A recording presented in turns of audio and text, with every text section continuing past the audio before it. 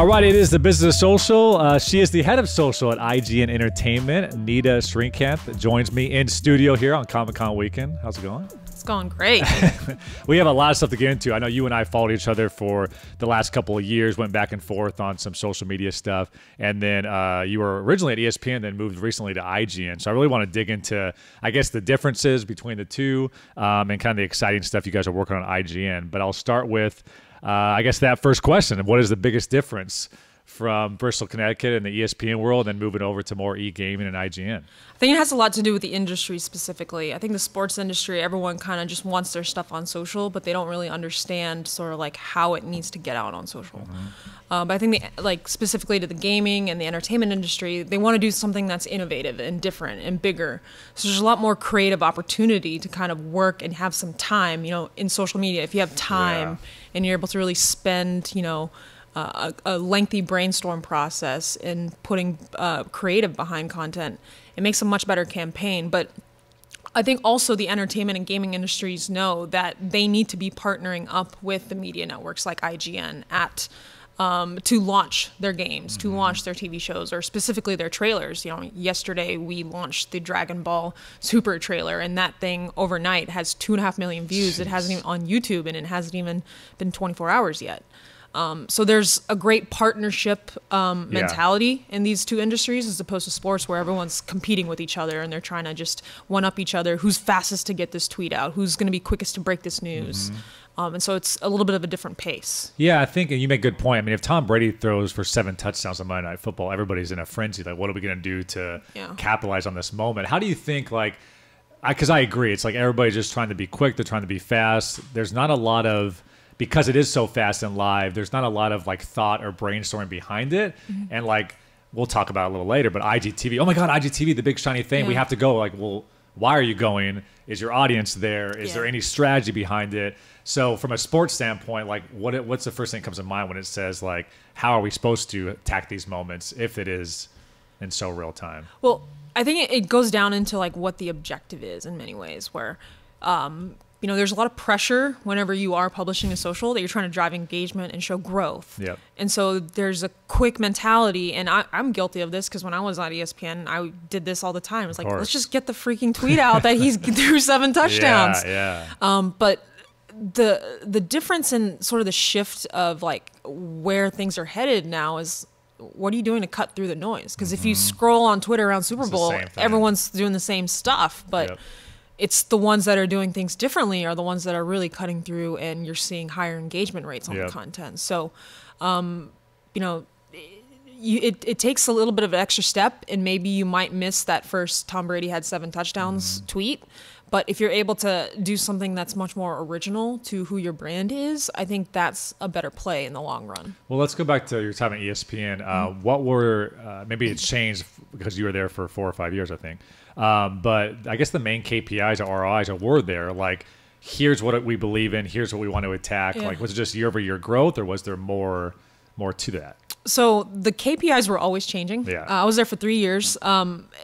And my first year was all about just driving growth. It was all about driving engagement and being on platform. And that was sort of the North Star at the time. And then it shifted to more of a protect O&O, protect cable mentality. And that hurt. That hurt ESPN significantly. Protect cable meaning don't share too much stuff on social, so you have to watch TV. Got it. Protect the rights. So there wasn't a push for native video. We did some native video whenever Vine was still popping. But there are several examples I can go to of any time we did something native, but we didn't share a link to, or just, you know, back to the website, and being very protectionist of the brand. And I think now the shift has gone back to where it was in 2015. At the time, my boss was Mike Buckland, and now he's VP of digital content at Fox Sports. And his mentality was, you need to be where people are, and sort of if they're consuming content on Twitter, put content out on Twitter. And we've had so many conversations recently, and I've heard some great advice, and it's simple, but it's like, go where the fan is. Exactly. And make it convenient for them. So if they're hanging on Snapchat, go to Snapchat. The fan doesn't care if you're trying to protect the rights. the fan only cares to consume the content that they want to see. And if you're not giving it to them, someone else is going to give it to them. And I feel like I've talked about this a lot, but it's nice to have somebody formerly of ESPN here. I felt like when ESPN officially went to Snapchat, SportsCenter on Snapchat, that was a big transition for them because it was always, no, we're ESPN, you come to us. And for the first time, I think ever, they said, no, we'll come to you and we'll create genuine content for a platform, which maybe it was better late than never, I guess, in that regard. So before it shifted to SportsCenter on Snapchat, it was an ESPN more of a publisher magazine format on Snapchat, and then it shifted to more of a show. There was a test done with College Game Day. They did a flight during, I think, the 2016 season where they did a full every Saturday there was a Snapchat edition around where College Game Day was going. And I think that was very successful for both us, or ESPN, and Snapchat. And that kind of morphed into conversations. And the person who was lead producing on that College Game Day Snapchat show was Tim Dwyer, who's now the lead producer on the SportsCenter on Snapchat show. Very nice. Yeah. Well, I guess we're in a crazy world. I talk a lot of, I've talked with senior vice presidents of television networks, and listen, ESPN, the number is pretty clear. The last 5 years, they went from 100 million homes to $87 million homes. And when you're getting $6 per month per subscriber, I don't know what the math is. I still haven't figured that out. That's a lot of money. So when where your bread is buttered is linear television commercials and you make money via cable rights, it's tough. Like, you kind of have to take 2 steps backwards in order to take a step forward for the future where everything's going if you've traditionally been this cable network and made money off cable subscribers. Right. I think it's definitely a shift in the industry as a whole, and I think everyone is kind of feeling that pinch. But I do think it's sort of exacerbated, and at times it's just kind of overhyped that ESPN's really, like, it's hurting them that much. Because at the end of the day, like, ESPN's a behemoth. They are the best that is out there in sports media. Mothership. They're the mothership, and I don't see them going anywhere. Well, yeah, I've always said, like, as long as you have the rights, regardless of platform, whether it's on a radio or TV or Snapchat or what have you, I think as long as they continue to have the rights, that they can go to an ESPN Plus and start making money off that. But it's just going to take a little time to transition over their revenue. Absolutely. And that's why there's such a race right now. Everyone's trying to scoop up all the rights that they can. But more importantly, they're trying to scoop up the rights for digital as well. Yeah. They want to make sure that they have that access to that.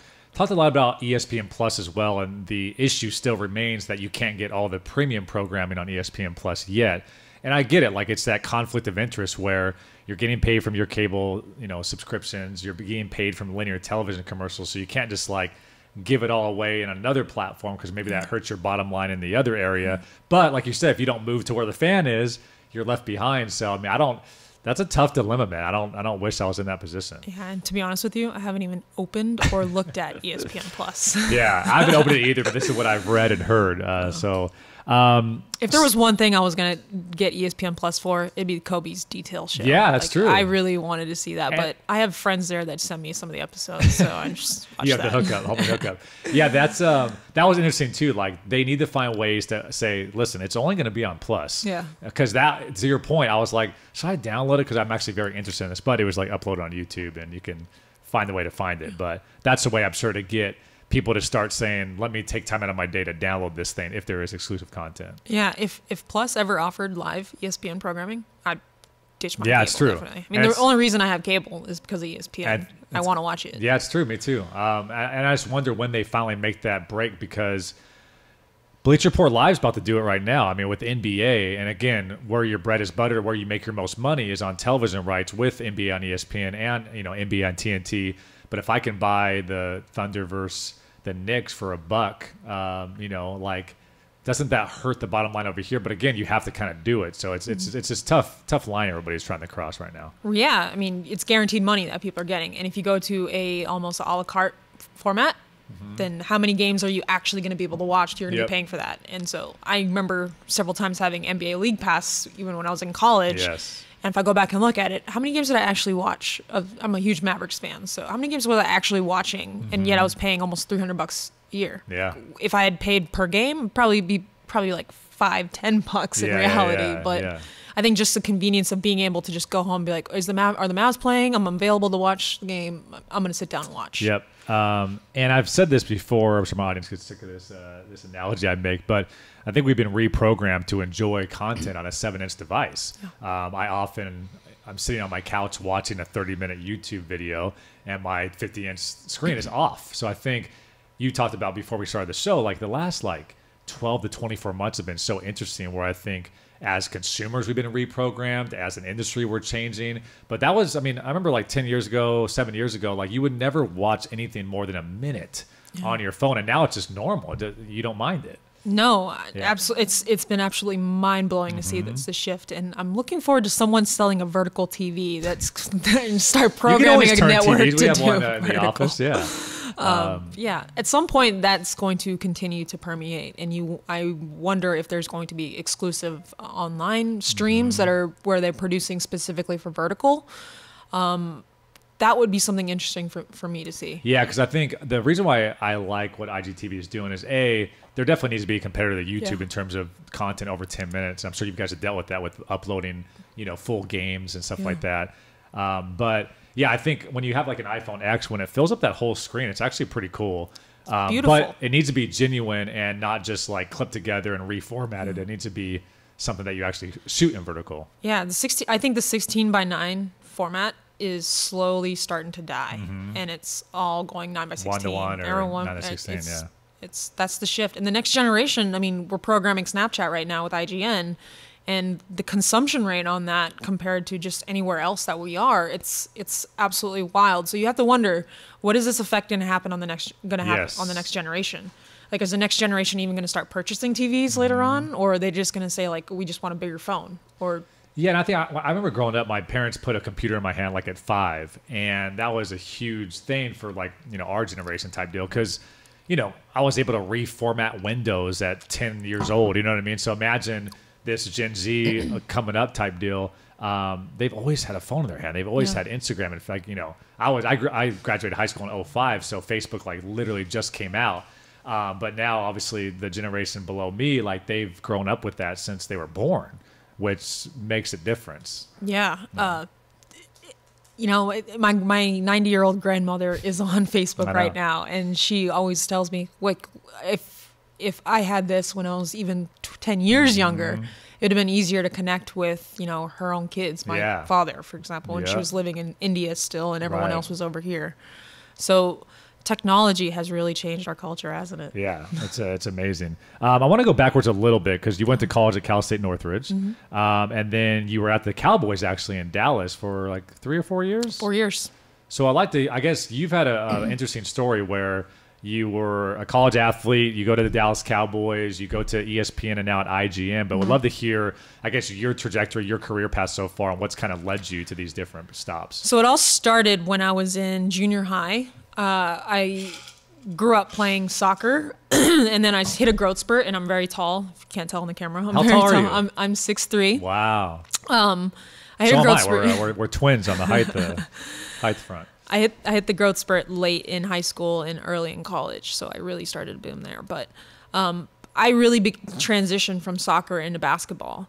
So much so that in junior high and in high school, I was a ball kid for the Dallas Mavericks, and I got to be up close and personal with those guys. I was a ball kid for 6 years. What year was this? I was, it's gonna date me. It's like Jamal Bashburn. 2002 to 2007. Oh, so you had Dirk. I had Dirk. Yeah. Dirk. I wore 41. Dirk was my idol. He still is, and it's sad. What player most resembled your game?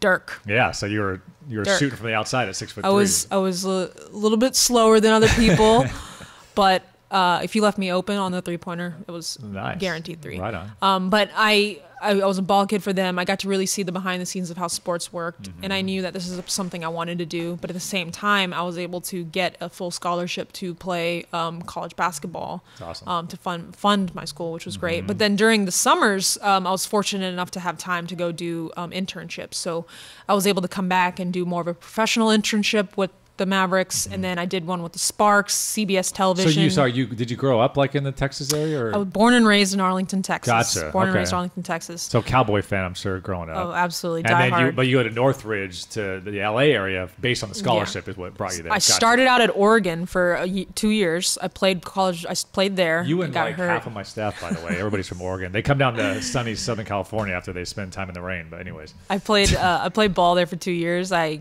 got significantly hurt, and then I ended up transferring ACL, Achilles, ACL, and shoulder rotator cuff. And then I transferred down to Cal State, Northridge, and then I finished out there a couple of years. But then when I transitioned to Cal State Northridge, obviously like things are much less impactful at Cal State compared to Oregon. A lot slower. A lot slower. I was able to spend my summers doing some internships that were really impactful for me. I worked with the Lakers one summer, which was really great. And then I worked with CBS Television my senior year, which was really cool to kind of work with the entertainment industry, which is why I always knew I wanted to get back to it at some point in my career.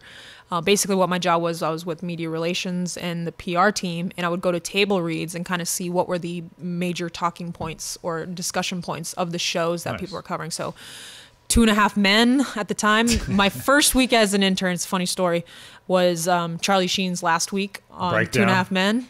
The breakdown. Tiger Blood. Oh my goodness. That was a fun start to the internship. That's crazy. Then I primarily worked on Amazing Race, Survivor, and How I Met Your Mother. So that was a fun experience. And then as I was graduating, the NFL was in a lockout at the time.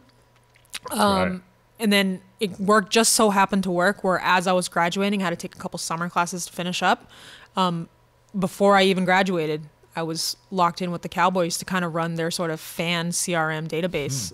So that was a really interesting start to my career to kind of see more of like get a better understanding of like how fans were interacting with the Cowboys brand. Right. So we were working with the e-commerce and merchandise team to kind of figure out how we can drive more revenue through the fan base, more direct communication with them, but also how we were building out and building a more deeper level of understanding of who the fans were, and also doing more grassroots events at anywhere the Cowboys were going. Well, it's funny because we've worked with the Packers a lot, and they make a great point that I didn't really realize. Like, we don't have to worry about ticket sales.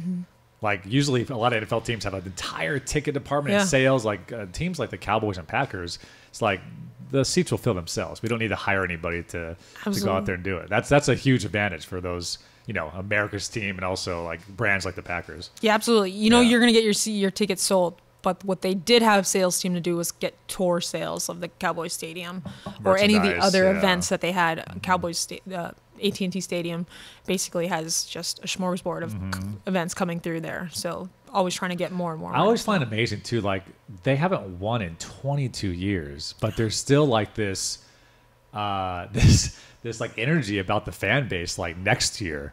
Because I think like Laker fans, we get really irritated like if we don't win for a couple of years. Like, we're all about winning championships type deal. But the Cowboys, I feel like it's weird. It's like they find a way to like inspire that fan base. Like, next year it'll be different. Yeah, but the issue that they have to worry about is what's the next generation of fans looking like for them? Because I mean, it's great that they got Dak and Zeke now. Yeah. And that'll kind of reignite some of the younger fans. You're saying they're still benefiting off the Aikman and Emmitt Smith and Irvin days. Yeah. And now people are going to there's a lot of people that don't even remember that, weren't born back then. They've won two playoff games. Yeah. Which, by the way, I was at that. My last game, Dez caught it. Rule. I agree. Dez caught it. Against the Packers, too. Yeah.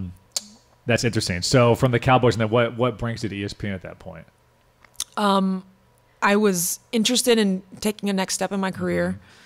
I was talking to a guy named Jason Romano. I had connected with him. He came down to a Monday night game when the Cowboys were playing the Redskins, and we connected, and we kind of, just like anything else on Twitter, you just kind of keep in touch. Right. And then we started, and then he introduced me to a guy named Mike Buckland. And Mike Buckland called me, and we had a very interesting interview, or conversation actually at the time. And then it just escalated really quickly, and next thing I knew, I was leaving Dallas for Bristol, Connecticut. Nice. So you originally worked on the Monday Night Football feed, and then you were letting me know that. Then it kind of went to NFL, then everything. Yeah. But I guess what were the best parts and maybe the bottlenecks or some of the frustrating parts about those different different areas. I think the best parts were always the people. Like the memories I'm going to have of ESPN aren't going to be covering, you know, the Mexico City game in Mexico. It's being with the people. Yeah. And those are the people I'll miss in the long term, but I'll definitely keep in touch with. But I think some of the bottlenecks that happen is just like any other organization, just a lack of understanding of social media and like what it is, and people viewing it as more of a, you know, like a risk than anything, and not understanding that, you know, you got to be putting your content where fans are. And so that was always a point of frustration for me. When do we break through that? Like, is it 5 years from now? Like, when does everybody start to finally, because I still feel like there's people that say, let's just hire a social media manager and they can run our Twitter and Instagram. Like, wow, do you understand like how important it is for any brand to really put a lot of resources in? And that's why STN Digital exists. Like, I mean, it won't break through until the revenue model matches up. I agree. At the end of the day, it's just, I mean, you could have a great CPV campaign, even for O&O. Like, there's a lot of brands that still protect their owned and operated. And until the money matches up on social platforms where you can drive the same amount of revenue for pre-roll, it's still going to be the case. I feel like you're right. It's like if you do a live stream as a television network and Sprint gives you 1.9 million to be the presenting sponsor, then I think people say, whoa, how much did we make? Yeah, let's get some more resources behind that. I mean, that's just going to be money always talks. Yeah, and Rupert Murdoch, chairman of Fox News, basically said it actually best back in January. He's like, he made a memo that he released where he asked Facebook to start paying their publishers for news. And I agree with him. Like, everyone's kind of putting their content out on Facebook because that's where the audience is, but what are we really getting back from Facebook specifically?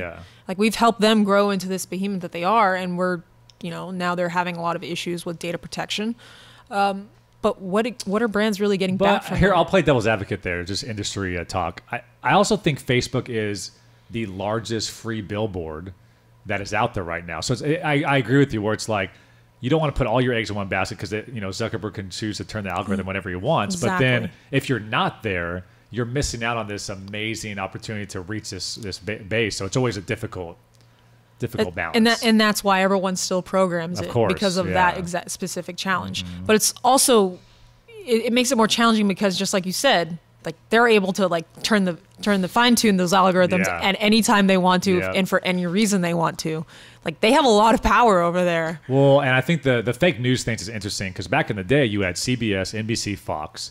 You had to spend millions upon millions to get a satellite to hit the sky and all that. So if, you know, Tom Brokaw or whoever it was on your screen, you knew like it was a legitimate news source, and they have you know. But now, you know, IHateRepublicans.com, whatever the news outlet, they're right there with CBS, they're right there with CNN. So everybody looks exactly the same, rather than, no, I'm flipping on my TV, this is a legitimate source. It's hard to dictate. And that's the problem they're having. Absolutely. And that too, like, a TV is not available to carry with you at the end of the day. And so, I mean, that's why I'm so glad that they're finally taking steps to make changes there. But again, like, I do think that there should be more of like a collaborative a partnership between Facebook and to your point, if they did pay and kind of made more verified accounts and things like that, I think you would know, I'm watching this video, but that's not a verified, legitimate source. Facebook has kind of vetted out a CNN or a CBS or what have you, and those are the verified sources. Yeah, and then that also goes down to the amendment, like right to free speech. Yeah, it's true. So. It's a tough situation to be in. All right, so we were talking a little bit before the podcast about Bleacher Report. And I totally agree with you. I think it's tough, right? Like, I always use the example. Blockbuster had the opportunity to buy Netflix for $50 million. Yep. And then Blockbuster was worth $5 billion at the time. They go out of business. They're bankrupt. And look at Netflix now. What are they worth? $180 billion or something like that, yeah. So ESPN has always been the mothership. Has always been the worldwide leader. But they've allowed maybe some people like a Bleacher to come up, or a Barstool, like you mentioned, that they probably should have had that originally, or they did, and maybe didn't go all in on it. Yeah, I personally believe that before Bleacher Report became Bleacher Report, Sports Nation was the account that at least my generation, everyone loved and followed. That was a smart idea. It was great, and I think, you know, we got away from Sports Nation when I was there. When I first started, it was still, you know, very up there, and Bleacher Report was, you know, competitive, but Sports Nation was still the thing. We started to slowly back away from programming it, and Sports Nation as a show changed. It got away from that format themselves. And I think it was also realized that the risk of damage of like what you could do in terms of, going after athletes was not something that they wanted to do anymore. Yep. And so Bleacher Report stepped in and kind of took that space and where Sports Nation used to be. And then same thing with College Game Day. College Game Day was the account that on Saturdays you woke up to if you weren't up already, and you saw all the funny signs that people brought to the stadium. And I think ESPN kind of got away from that, and they started to get a little bit more PC, to say it lightly. Yeah, but what's weird about ESPN is they've always had like this target on their back because I guess they're the biggest person in the room. Let's not forget, like, we know because we're in the industry, but a lot of people don't, like our grandma or aunt doesn't know this, but like Turner Sports owns Bleacher Report the same way that ESPN owns Sports Nation. But it wasn't okay for Sports Nation to make fun of Dak, but it's cool if Bleacher Report does. So like Turner, I mean, look at what Charles and Shaq do. I talked to MMA recently on this show. She's the vice president of marketing. Shaq and Charles will, JaVale McGee, the commissioner, they'll be very open about how their feelings are, and they're the NBA partner. But with ESPN, if, I think it was Bill Simmons, if he says something about Roger Goodell, it's like, this is a huge problem. So it's interesting, those two dynamics. That Turner has found a way to do it, but every time ESPN does it, it's a major problem. Yeah. That's and maybe I don't know how much of that is their fault or not, but it's like they always get in trouble for doing stuff that other people are doing as well. Yeah, I think a lot of that has to do with just, the protectionism in many ways. And I get it. I totally understand that, you want to make sure that if you are saying you want to be better partners with other people, like you yourself have to be a better partner to them. So, but there's also like a conversation around like how much should they be chiming in on editorial. Yeah. Like that's another thing that needs to be taken into account. But at the end of the day, I think, business strategies come up from the top down. And if from the top down, the leadership wants to be more, conservative in how the approach is going to be. And Turner, it's maybe not. They had the reins loosened a little bit for Bleacher Report. And even, you could say it's the same case for Barstool. Like the audience is going to connect with the consumer, with who's providing the content that they want to connect with. So if ESPN's not providing that content, the audience is going to find it elsewhere. Yeah, I've just found it interesting because now with all the conglomerates merging, I think there's going to be 6 conglomerates that own pretty much every cable channel in the world. And I think listen, Coca-Cola owns Naked Juice. You wouldn't want to put Coke juice on there because nobody would buy it. They would think it's unhealthy or too much sugar or whatever. So I just, from a branding perspective, there's ways that you can have the cycle is one, right? But there's got to be ways that and NFL has done this with the check down, right? So they knew that from the NFL handle, it wouldn't be appropriate to have these like debates and maybe make fun of people and things like that. But they developed another brand where they could do that. It was very smart, by the way. Which is very smart. And I think Turner did that, by buying Bleacher and House of Highlights. But it's interesting that they haven't figured that part out. And I guess it's like, if you're at Turner and you say, we're going to do Bleacher and we're going to have them siloed and they can do their own thing and we're not going to mess with them. Or you could say, ESPN, we're going to make Sports Nation, but we're going to keep a very close eye. That may be the issue, it sounds like a little bit too much of, wait, what are you doing over there? Instead of just like, do your thing. Yeah, and I think still to this day, I think specifically on Twitter and maybe even Facebook too, I might be wrong, but Sports Nation still has a larger following than some of those other accounts, like Bleacher Report specifically. Yeah. I could be wrong because I haven't seen it in a couple months. But to your point, people really enjoyed the content and what the voice was. When I first got a call about coming to ESPN, I remember saying at the time, like, Sports Nation account was basically like the thing I had on push notification. I used to I saw every single piece of content that they were producing, and I was like, I get to be part of that team. Yeah, that was it for me. And it was kind of sad to see behind the scenes how it went away. So I guess like I said, how do you think that can be rectified? I mean, is it just like too much? Because again, I think every time there's a statement made from any ESPN account, people look at it as this huge PR statement rather than like, we're just having fun here. Yeah. So can that be fixed? I think the way you kind of fix it is you go for the next generation. So now you start building for the 13 to 15-year-olds as opposed to going after the 18 to 24-year-olds. Because the 18 to 24-year-olds are now, they're programmed. Mm-hmm. They know who they're going to, and they're going to Barstool and Bleacher Report. Yep. So now you go attack the next wave, and you start figuring out what you're going to do there, which is why Fortnite comes into play. And you start doing more with Fortnite, and you start figuring out what's the next game that's coming out. Is it Fallout? Is it Anthem? Like, you start figuring out what they're consuming on them, and that's why I think you're starting to see more of a shift to esports and Overwatch and stuff like that with ESPN. E-gaming has been a big deal, obviously, for a while now, but I've seen this shift in the last like 6 to 12 months, especially with Fortnite. I know a couple of days ago on LinkedIn you shared a statement on Fortnite. It's unbelievable. It's like, what'd you say? You said it's currently raking in more than $300 million a month and has made its maker, Epic Games, more than $1.2 billion since its Battle Royale. Yeah. That is talk about when money starts to talk, that's when people start to move, and we're going to see that very quickly, if not already. So some of the people at IGN have told me that whenever it really started to blow up at the early part of this year, when it really started to blow up, they didn't know what to do. They were kind of like asking people, like, what do we do? Like, they were getting requests to go on Anderson Cooper. They were getting a bunch of different, requests to do things that I don't think they were ready for. But it's amazing to see how they've grown. Why did Fortnite resonate so well? Why did it get so much legs opposed to the other games that have kind of been there for a while? My little cousin who plays Fortnite, he actually showed me this game before it even started to blow up. I've watched full Ninja streams, man. I'm into it.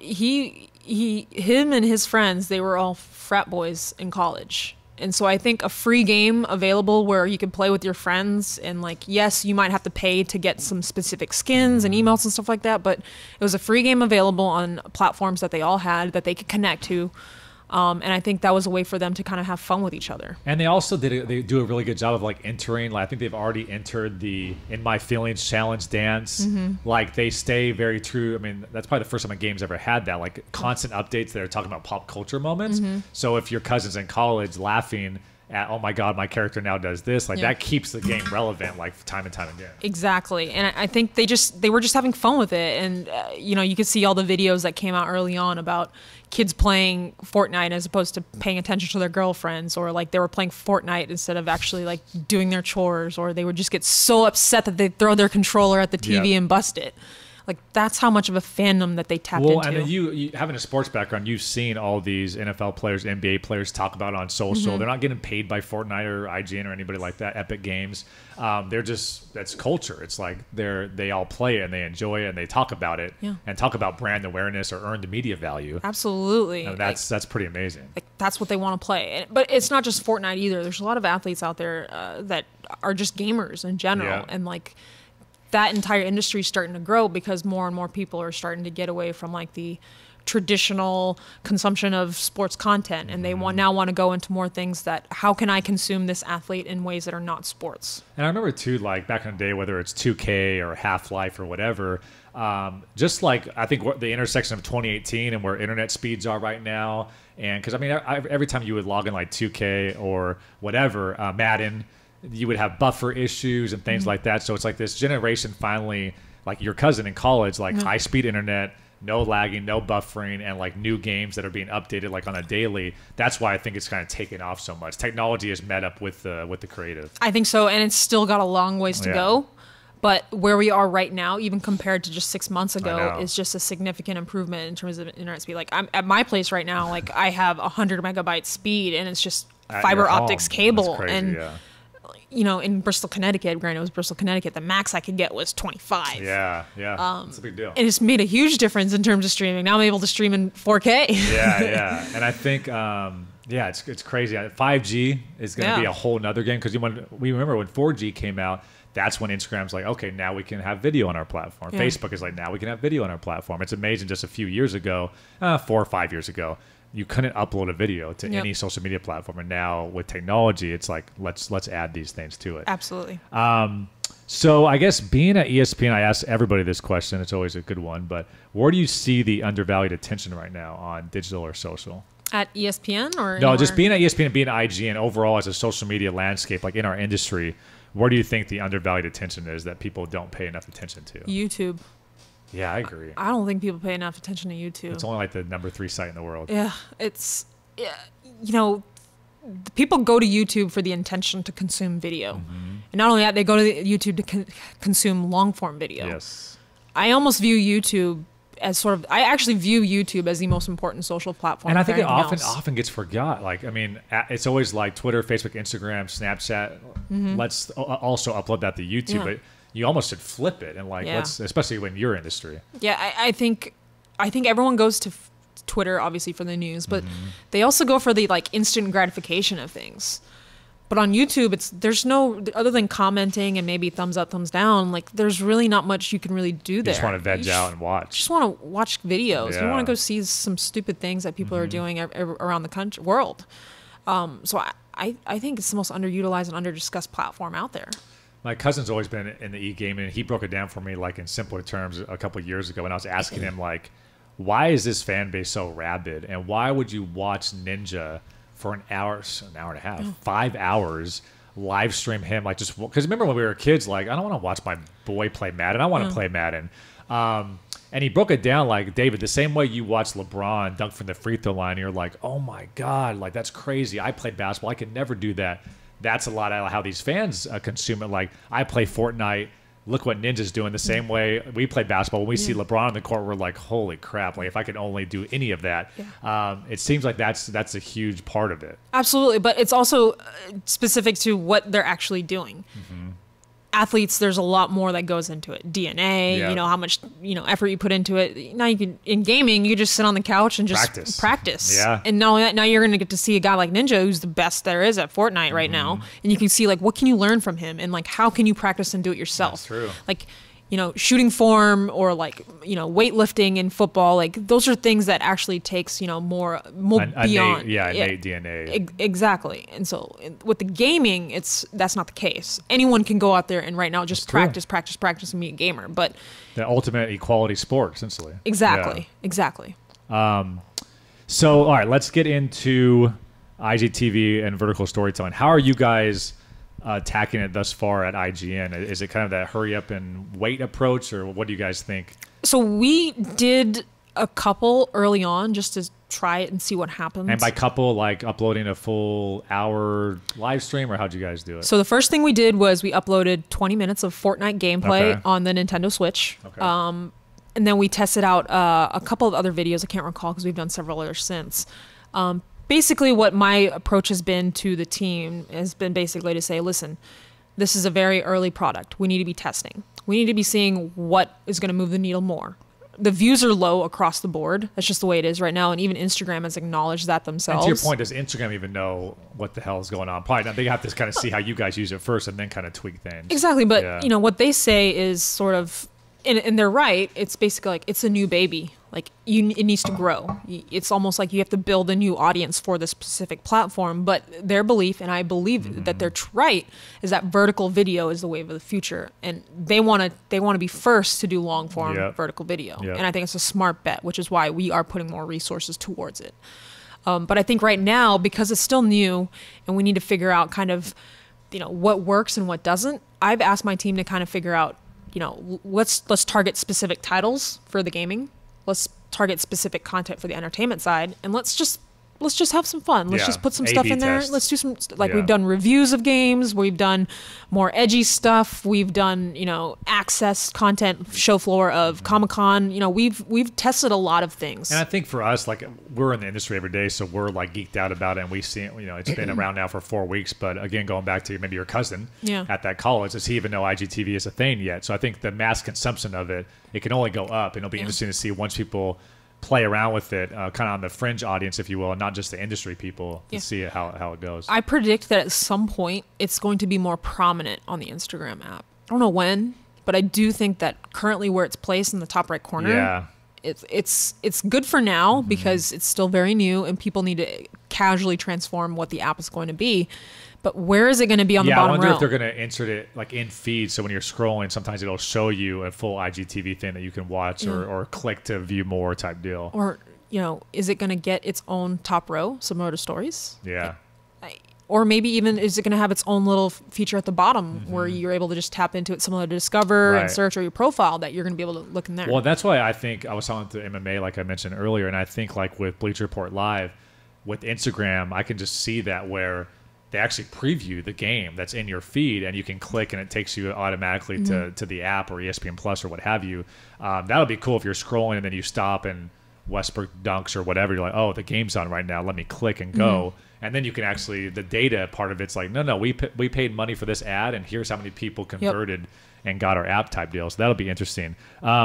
Was the Drake Ninja video prior to you at IGN or after you already got there? It's funny. That happened the night before my last day at ESPN. Because that was a big pop culture moment too that I think got a lot of people like, I think it got me because and then I checked out Ninja and I watched like 2 hours of his stream like the next day. So I knew this thing was coming, but when that happened, I'm like, this is getting like crazy. I got really, really lucky, David. That happened the night before I left ESPN, and the next week I was starting at IGN. So there was a lot more of a like pop culture push towards the gaming industry. That's true. Yeah. So it was great timing for me, where I was going into this industry where, you know, there was now a movement towards Fortnite and this guy named Ninja that everyone wanted to consume. Yeah. And there was a lot more. That helps with numbers. It really helps. And it helps us right now. Like, I want to talk real quick about our Snapchat. Yeah. You know, we have a Snap Discover platform right now that basically every day we're doing Fortnite because it's just booming. Like, there was an algorithm change, or there was the app redesign back in February, and everyone saw significant decreases.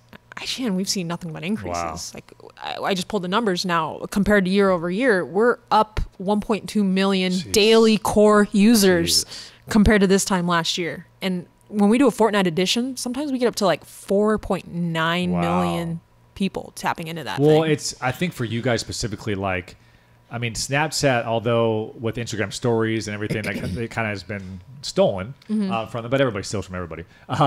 But for Snapchat specifically, like that 13 to 18-year-old demo, you just can't get it anywhere else. And you guys, that's your core demo for like Fortnite, I'm sure, like that younger audience. If anybody's going to succeed on Snapchat, I'm sure it's the gaming industry. It's interesting. Fortnite works from a news angle across all platforms, but if you put gameplay on any other platform, it doesn't really work. Yeah. The only place it's really working for us is on Snapchat. And then how are you guys involved with Twitch? We have a Twitch account where we're streaming to. Basically, right now it's primarily just like we are the go-to for games. So we do a lot of like expert level or like let's plays and kind of just show people like new games and do. Does it make sense to ever have like a gamer like take over your channel, like Ninja to take over IGN? Like, is that a Yes, I mean, but he's got his own channel, right? Yeah, he's like, why? Yeah, there's no incentive for him to do that unless there's cash money. Exactly. Twitch is a very interesting platform, though. Like, Amazon knew what they were doing when they bought that thing. Yeah, and that's from a gaming perspective. It's like first, second, third, and fourth. Like, talk about ESPN being the worldwide leader, Twitch and gaming. I mean, it's game, set, match. Exactly. Yeah. To that, on Snapchat, I don't know if you saw this news yesterday. I think I shared it on LinkedIn. I shared it on Twitter. Grabio now allows you to push live publishing to Snapchat, which, correct me if I'm wrong, but I don't think there was ever an API to push anything to Snapchat. That was always a frustration thing for us as the agency, is like, we're doing live coverage of Super Bowls and Olympics, and we want to use the Snapchat platform, but it only really worked for people on the ground and kind of doing behind the scenes. But now that opens up, because if I'm on Snapchat, I do want to see real-time highlights of my favorite team on the official Laker account or whatever. So that's going to be, I think, super interesting. It is. And that also shows you, more importantly to me, it shows that Snapchat's willing to like change who they have been. Yes. And a third-party API. They were a camera company, remember? Yeah. You know, it's good to, like, that's encouraging to me. Yeah. Like, I really believe in Snapchat as a company, and it's encouraging to me that they're starting to finally transition to more of like we're fixing things. Yep. All right, so I asked this question a lot. It's a tough one, but 5 years from today, what does the future of social media look like? Ooh, you know, I think I don't think it's going to change too much. Okay. I really don't.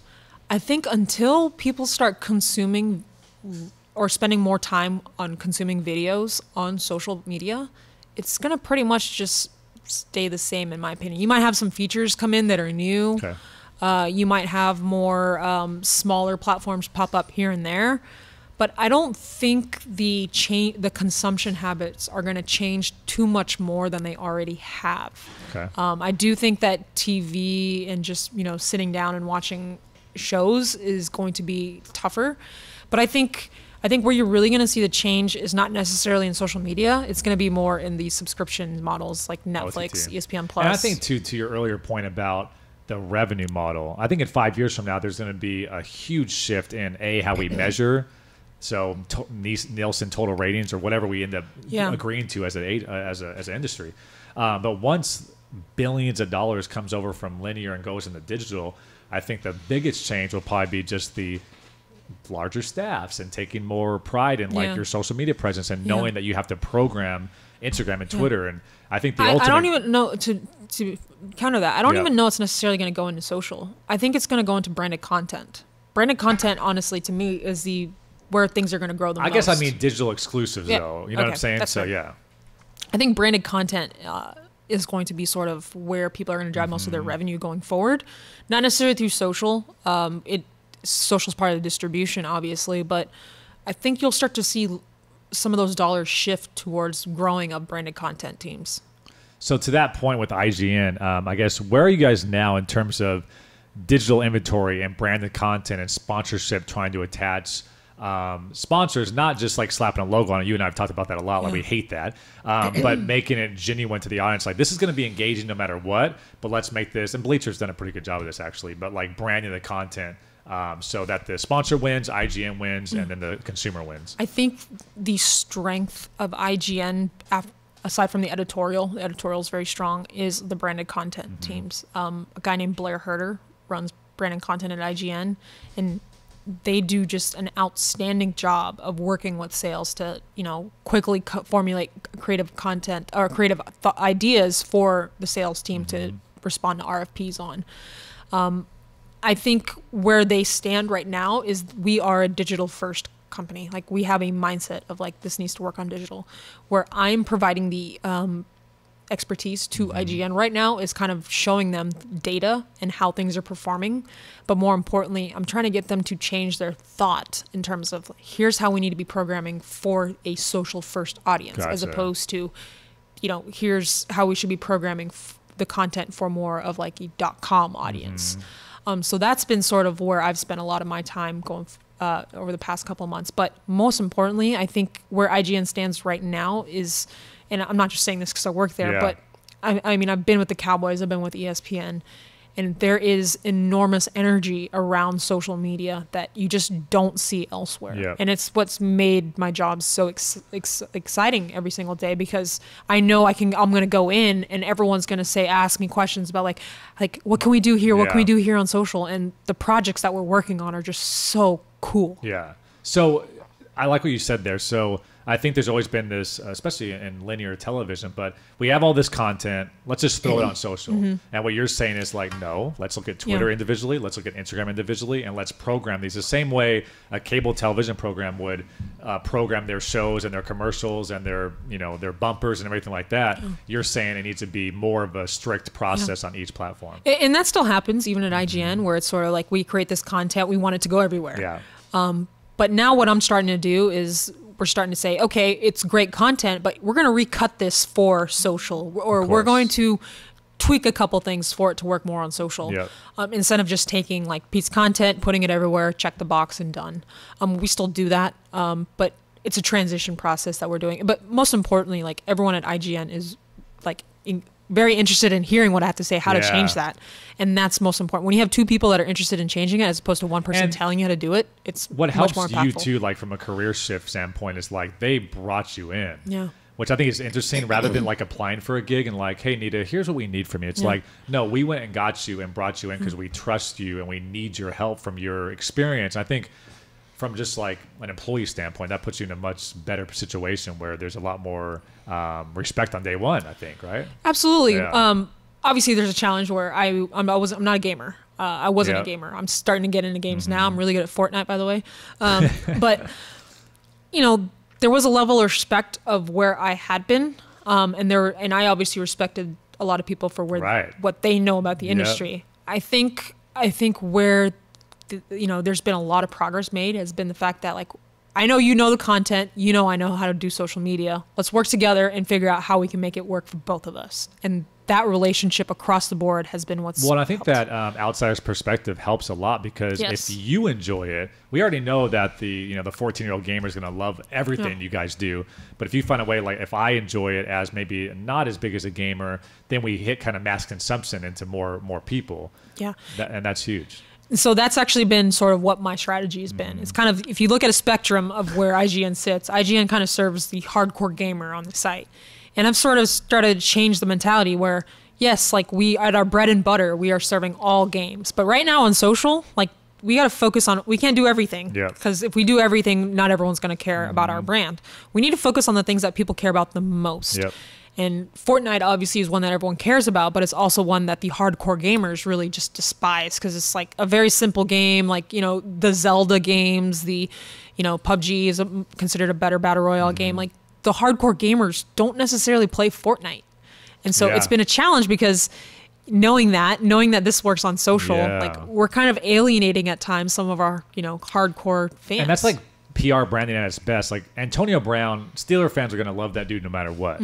If he does more interviews and gets on Ellen, then maybe more people and NFL people like him. But I think if he gets on Dancing with the Stars, then he opens his brand up to a whole other audience that says, oh, I know that guy who's good. So same with like gaming. It's like the gamers are going to get to the content no matter what, but how can you hit that fringe audience? Exactly. The hardcore audience is going to go find the content themselves, but on social, you got to go create a new audience. It's similar to how it was at ESPN. Everyone used to trash ESPN because all they covered was Tebow, and it was the most, small thing that he did, running in the rain with the shirt off. But ESPN will cover it because the audience cared for it. Yes, because my grandma was talking about it type deal. Exactly. So like you have to connect to a more broader audience on social. We talked with Sean Duras. I'm not sure if you know who he is, but we call him the godfather of Snapchat, one of the original influencers on Snapchat. And he launched a company called Space Station Gaming, where he has gamers on his roster, and they do tournaments. But he said he's seen a huge shift. I'm not sure if some of your colleagues have said this to you as well. It used to only be like keyboard and mouse companies would be a part of this branded content. Then it kind of shifted to maybe like an Uber Eats, where we can deliver food to you while you're gaming. But now he's seen it open up to every brand, and that's the market shift, where it's like if Skittles is interested or Aquafina Water is interested or whatever, that just opens up your whole ability to just kind of go mass market on it. Yeah, absolutely. Like you said earlier, like no one wants their logo slapped on content anymore. They all want to have be part of what the content is. And I think knowing that that's a shift, marketers are getting smarter and smarter, and they're saying, we want to do that instead. And brands want to be involved in e-gaming because they know that's where the younger audience is, and that's where pop culture is. So you're seeing them. Everyone says they want to be part of esports, they want to be part of e-gaming, and it's like, okay, but how? Do you understand what it is? And even for me, like to be fair, like I don't understand it as thoroughly as other people that work at IGN do, but I do know enough about it to know that when people come and they say, we want to be part of esports, okay, cool. So what do you think, I mean, someone in your seat, either it's your personal thought or in the industry as a whole, where do you think the bottlenecks or challenges are, like on a daily basis? I think we talked, I guess the answer probably would be putting more emphasis on social and more resources, which I hear a lot of, but anything else come to mind? So that's a very loaded question in many ways. I think here's been my approach to my team. On a daily basis, you hit your singles and doubles. Basically, you know what content's coming up from the editorial side and the video side, and you hit your singles and doubles. From a just long-term planning standpoint, where I've kind of challenged my team to do is basically look ahead. We know Comic-Con's coming every year. We know E3's coming every year. We get told almost a year in advance what all these movies are coming out on. What can we be doing to create original pieces of content around that? And that's the beauty of being out of the sports industry, because breaking news can happen at any point. And it screws up your whole week. Exactly. It can even happen in entertainment. Someone gets cast in a movie, like all hands on deck, we're moving. But with movies specifically, like we can go back into the origins of the comics. We can go back into, what people have done in previous movies and put together content. We can also go into the fandom of it and what people are speculating on what's going to happen. You can't really do that in sports. Like sports, the results are played on the field right in front of everyone. Yeah, that's true. And there's a little bit obviously less brute in the entertainment industry. Yeah. So, and they're less trash talk too. So I guess what I'm trying to get to is basically this. We plan ahead and we try to be as creative as possible. And on a day-to-day basis, you just hit your singles and doubles, if that makes sense. I love it. Well, how big is your team at IGN? Ooh, right now we are 10 people going on 11. And all those folks are doing social specific content? Snapchat, Facebook, Twitter, Instagram, design, and then we have a couple of coordinators who are you're probably in the top 5-10% of the industry, that large of a team focusing directly on that goes social. Back to IGN, like really believes in social. Like we are owned by a company named Ziff Davis, who also owns Mashable, and the president of Ziff Davis has he sends me emails all the time saying, oh, check this out on social. They're very invested in it because they understand that social is key to the future. I think I'll just get your thoughts as more of like a rant or whatever on the industry. But one thing I hear too much in our industry is, well, Bleacher Report has $100 million, or Bleacher Report has a bunch of more resources than we ever have. So they kind of give up in a way. Like we can't compete with Dallas Cowboys. We can't compete with the Yankees because they have a bigger following or they have more budget, rather than, here's our situation. We only have a 2-man staff, whatever it may be.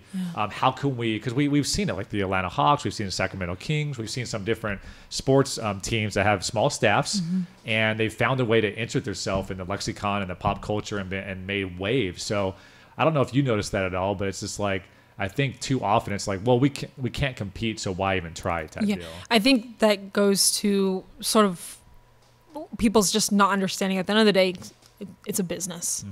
It's a business. You have to make money in order to keep playing the game. And I've been sheltered at ESPN. It's a big conglomerate. You don't really feel the impact as much about the business as other places.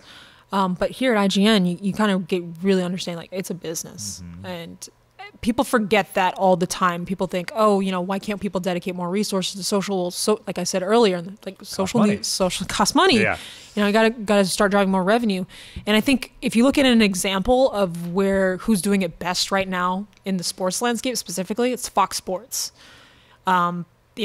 Previously, I believe they were losing a lot of money. Well, and then with USA not making the World Cup, everybody pretty much wrote them off like this is going to be the worst, and like they had some record-breaking numbers on digital. Yes. So they didn't rest in their laurels. Like, well, let's cash it in. No, but that's a perfect example. But more importantly, I believe they're profitable now. Yeah.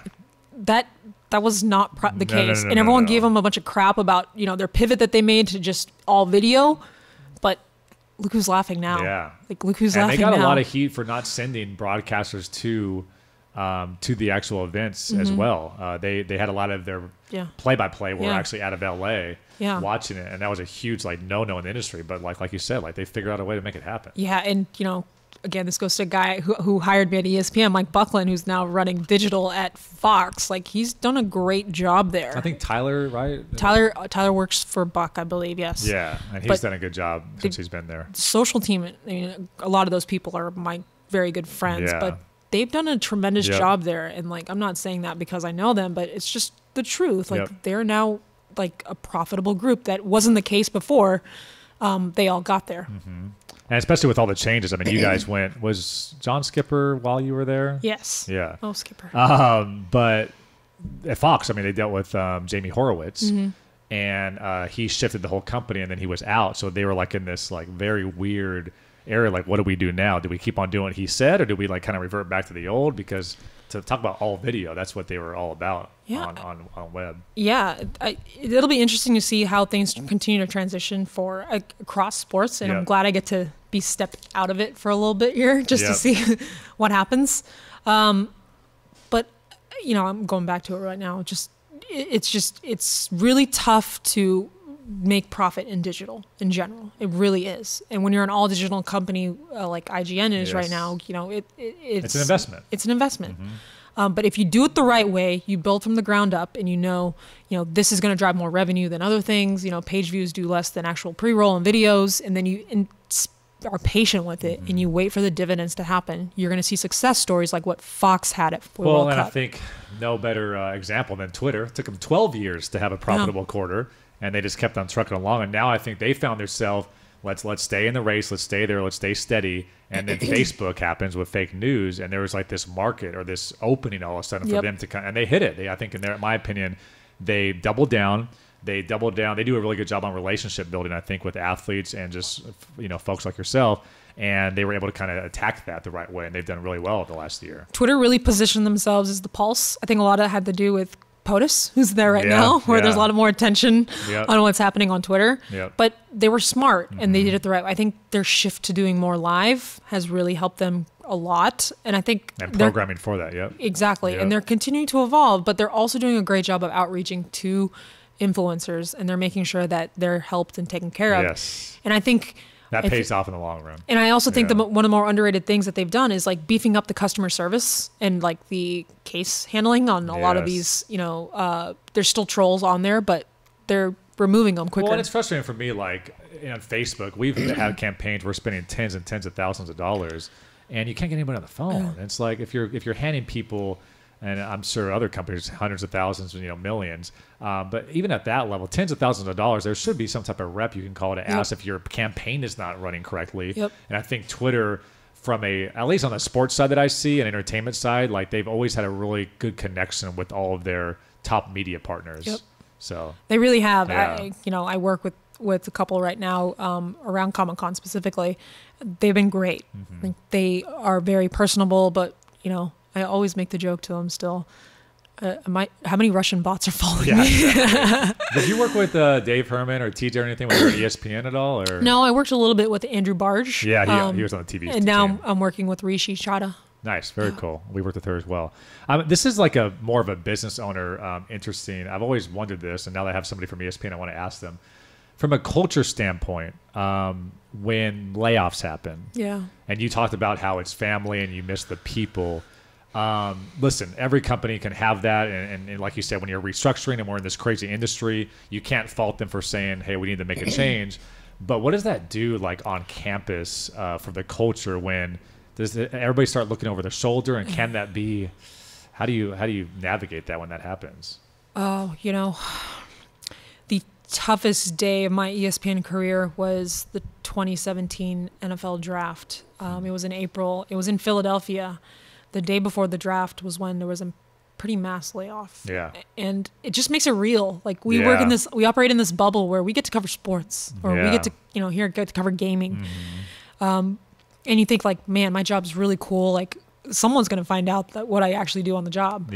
And then it becomes real. And then it's sad, but it also like refocuses you and it reminds you, excuse me, it reminds you that you have to continue pushing yourself to be better and better and better. And you can't stop improving your own, development, because the minute you do, you're gone. And not that that's necessarily the case on why those people are gone. That was more business decisions, but you have to make sure you're putting yourself in the proper situation to where you become invaluable. You become invaluable. From a relationship standpoint. Exactly.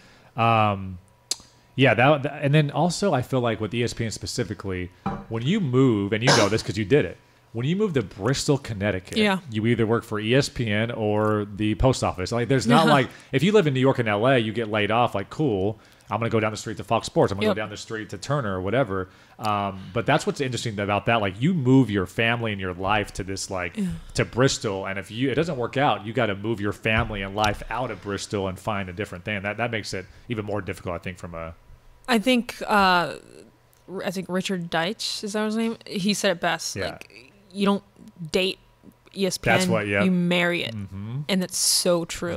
And it's, Bristol, Connecticut, it has its charm, and, you're kind of out there in the middle of nowhere. But you're there for the job. And I knew that going in, that, I didn't know how long I was going to be there. I wanted to be there as long as I could possibly take it. I ended up being there for exactly 3 years. But it takes a toll on you. I was out on the road quite often, and you come back late at night, and there's nothing open to eat. There's snow. And there's snow. And then you go back to your place and you're like, oh, I don't even have groceries. Like, what are we going to do? Okay. Like, there's not much to do. And then not only that, one of the reasons I say the people of ESPN are so great is everyone is in the same boat. You all feel each other on that level. You all feel each other. And so it starts to blend where the people you work with end up being the people you hang out with. And, it becomes like the fraternity of ESPN, basically. All right. So I know I got to get you back to Comic-Con, but I got some rapid fire questions for you. What is the one social or marketing tool that you cannot live without? CrowdTangle. Ooh, we've heard that twice now. Okay. West Coast or East Coast? West. Rank in order: Twitter, Facebook, Instagram, Snapchat in terms of importance for IGN. Instagram, Snapchat, Facebook, Twitter. Interesting. I'm sure from an Instagram standpoint, you've seen just, I mean, even with your time at ESPN, but everybody that we've spoken to and all the accounts that we work on, like that's the organic play now as far as engagement. The only one left, maybe. Well, it drives the most engagement of all platforms. Yeah. Who is a must follow on Twitter? Ooh. Can you narrow it down to industry for me? Let's do sports. Okay. Adam Schefter. Okay. What is your one guilty non-business, non-sports, non-gaming follow? Ooh. I'm very into the news industry right now. Okay. I feel like if you're not paying attention, you're not doing your job as a citizen of this country. I think Kyle Griffin and Maggie Haberman are two people that I'm guilty follow. I admitted this. World Star Hip Hop is my guilty non-follow. You're much cooler than me. Yeah. In our industry, FOMO I think is a major thing. Everything moves so fast. So, what's the one thing that you would recommend everybody in our industry, social media marketers, like read or follow or make sure you're staying on top of on a day-to-day basis? Wall Street Journal. I think it's important that you know where the money's coming from. That's a good point. And also, like, it all just comes together. It's all full circle stuff when you know what's going on. Yeah, people make fun of me for reading it all the time, but it's important. But you're not like actually the actual paper. You're watching. You're I online. have it on my What iPad. is it, by the way? The subscription model. It's. I pay the annual price. It's like $300 a year. There you go. And then any, I guess, lasting advice for anybody working in this industry? Network. People say it's cliche. Like people say it all the time, but like it's important that you network. And not only that, when you network, just don't burn any bridges. Well, yeah, and I think you make a great point. And also, when I go back to San Diego State, I'm sure you've talked to students before. But network is not handing your business card out at a conference. No, it's not. It's just building relationships. Yeah. That's a huge thing I've learned through 5 years at STN Digital too. It's like once everybody knows like that's a good dude. I like him. Then all of a sudden like let me call David and see if he can help out type deal. And if you burn a bridge, then it's a small industry though. I really feel like it is. I used to get made fun of at ESPN all the time about how I was part of the hashtag SM Sports community at the time. Specifically Mike Buckland.